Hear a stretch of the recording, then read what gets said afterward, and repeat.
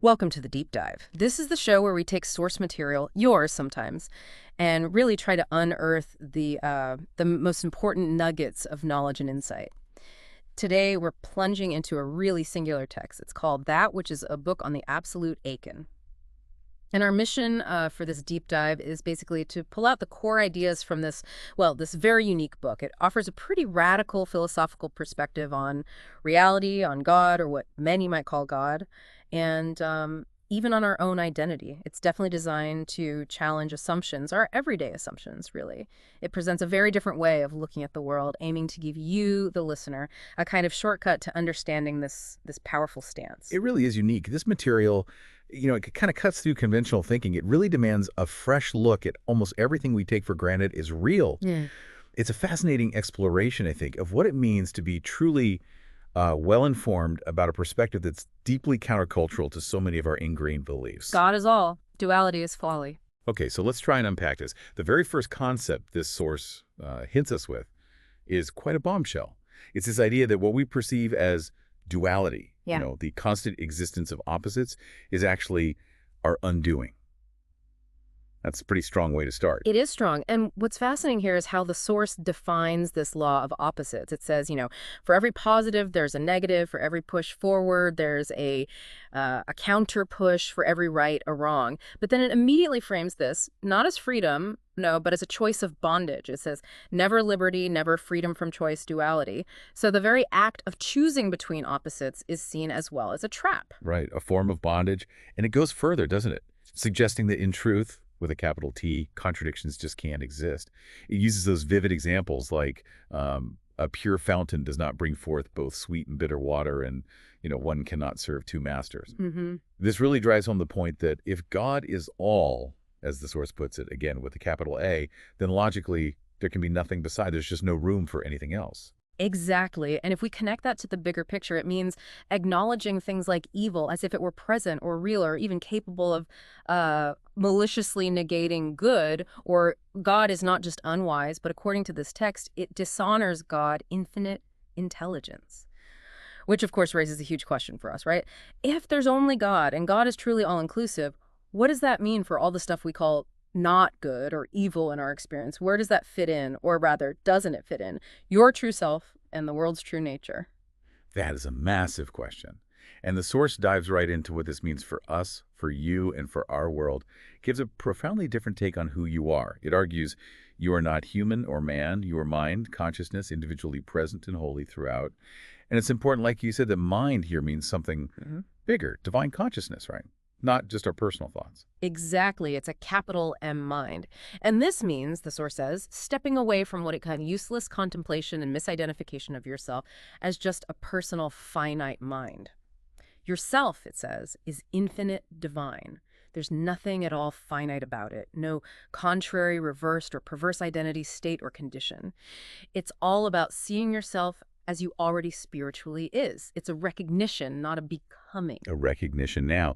And this transformation, it extends to how we see the world too. This is where it gets, for me anyway, really interesting. The source says, this visible world you are now conscious of is spirit's world, the kingdom of heaven, of ideas, things within all-inclusive mind. Just as truly as this very earth is not flat but is round. It makes it really clear. It's folly to assume that we must wait or struggle to make our world spiritual or to stop our earth from being flat. The world, it insists, has never lost its perfect status. It's already perfect. We just don't see it that way. Mm-hmm. And that's the truly radical part, isn't it? This complete redefinition of things like evil, sin, disease, hell, lack. The source just labels them all as nothing, calls them a fraud without life, God without existence or presence. It's emphatic. None of this mortal picture is going on. None of it is real in truth. None of it has any relation to action. It posits that your body, your universe, your kingdom of heaven is intact in mind, is real, perfect, eternal as idea in consciousness forever. Which brings us back to that question. If this radical claim holds true, what is actually happening when we perceive all these difficulties, these imperfections in our daily lives? What are we actually seeing? unpacking conventional responses to global challenges. Yeah, what are we seeing? And that question leads naturally into how the source tackles humanity's big problems, global issues, war, societal struggles. And it's pretty critical of our usual ways of dealing with them. It states very bluntly, physical force is not truth's antidote for anything. And then it asks, rhetorically, is an all-out war the solution? Can councils of state really fix things? Right. It really dismisses many traditional approaches as just ineffective. That's a key takeaway here. It explicitly says things like metaphysics, politics, individual growth, even moral control, they are not the answer. It even asks kind of provocatively if education, science, and prayer have been wasted, and it goes deep, suggesting that human thinking itself as a personal finite activity might be the limitation. It says, any writing lies within the framework of words, a view that is off the not to think. Almost like thinking is the trap. Well, thinking is the trap. Yeah. Yeah, that's profound. It really challenges the very foundation of how we try to solve problems. Yeah. It paints this picture of a thinking age, right? Where psychology, philosophy, psychiatry are all focused on modes and manners of thought-taking. But then immediately questions how extensive or lasting their results really are. The implication seems pretty clear. If you start from a finite assumption, any solution is basically doomed before it starts, according to this viewpoint. Exactly. And connecting this to the bigger philosophical frame, the source argues that human control, things like governance, combat, like that idea, war does not breed peace, they actually end up increasing the very problems they're meant to solve. It observes the more this power, this authority supervises and controls, the more it finds to supervise and control. It's almost like a self-perpetuating cycle. It even uses that old saying, divide and conquer, to describe duality's tactic, saying every house, consciousness, divided against itself is brought to desolation. This fundamentally challenges how humanity has operated for centuries, suggesting our very efforts might be, well, counterproductive. The simplicity of truth and its immediate action. So, okay, if the usual ways are off the mark, if even human thinking is suspect, what is the way to address trouble, according to this book? And the answer it gives is, well, it's strikingly simple. It says, truth does not heal trouble. Truth reveals there is no such thing, and this is healing indeed. Truth, salvation, loves freedom.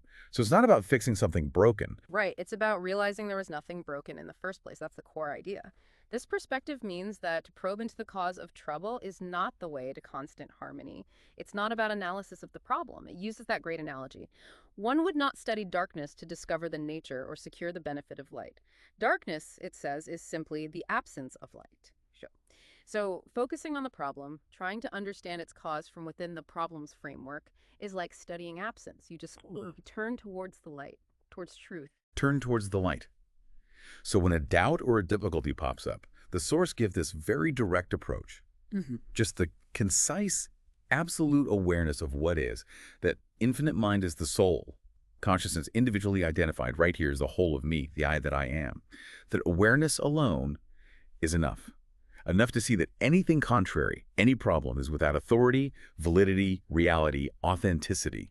It insists it is this simple. And it gives that specific anecdote, remember, the one about the house infested with insects, the realization that truth knows no other mind, place, or power, all is God now. Supposedly made the insects appear as mere empty husks. And then we were free of them, we never had another visitation. That's a powerful story of immediate effect. It is a very powerful anecdote. And what's really fascinating, as you said, is this emphasis on instant liberation. The source just flat out challenges the idea that healing will yield slowly or that you need daily chronic treatment. And using that other analogy, asking essentially, does sunlight take longer to come through the window just because the shade was down for a week versus a moment? Good point. It really drives home that truth is not a system whereby we emerge from plane to plane. Truth is all there is, of all there is, perfect, whole, entire, right now. Which raises that important question for us, how does this radical simplicity, this focus on the immediate now, how does that sit with our ingrained ideas about effort, about time being needed, about gradual progression and solving problems? It feels very counterintuitive to how we usually operate time, prophecy, and the timeless now. It really does. And that idea of now brings us to maybe the most fundamental challenge this text poses. Yeah. Our concept of time itself. The source is pretty blunt.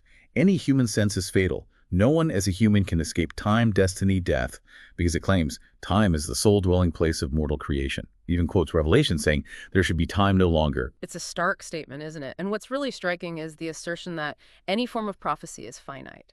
Because prophecy, it argues, always deals with humans who are subject to laws, rules, but above and beyond all else, to time itself. It contrasts this sharply with truth, which reveals life is eternal without interruption, and intelligence is infinitely individual as well as individually infinite. This concept of eternity, the ever-present now, is presented as completely timeless, never touched by time. So the argument is, if you're truly centered in the now, time just doesn't apply. So the call then is to stop identifying your I am self as a man, a finite personality, to drop all sense of race, color, huey characteristics, or history, to stop seeing things as purely physical material, the product of evolution, progression, cause, or effect.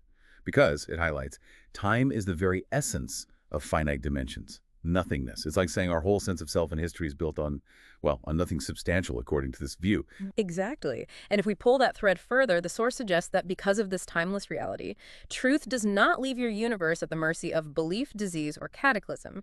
This core I'm awareness that mind has of itself leaves nothing exposed to another power or force, leaves no one or thing unprotected or unshielded. It's presented as a state of absolute security, inherent in this timeless mind. So, this really makes you wonder, doesn't it? If our basic understanding of time is fundamentally flawed and our true nature is already perfect and exists outside of time, how does that completely reframe our relationship with past regrets, present worries, future anxieties? How does it change our very sense of being, moment to moment? Outro. Wow. This deep dive into that which is has really been quite a journey into the absolute, you could say. It's asked us to reconsider pretty much everything from duality and opposites to who we think we are and even the nature of time itself. It presents this singular, really uncompromising vision of God or mind as all, leaving absolutely no room for any real opposition or imperfection. Mhm.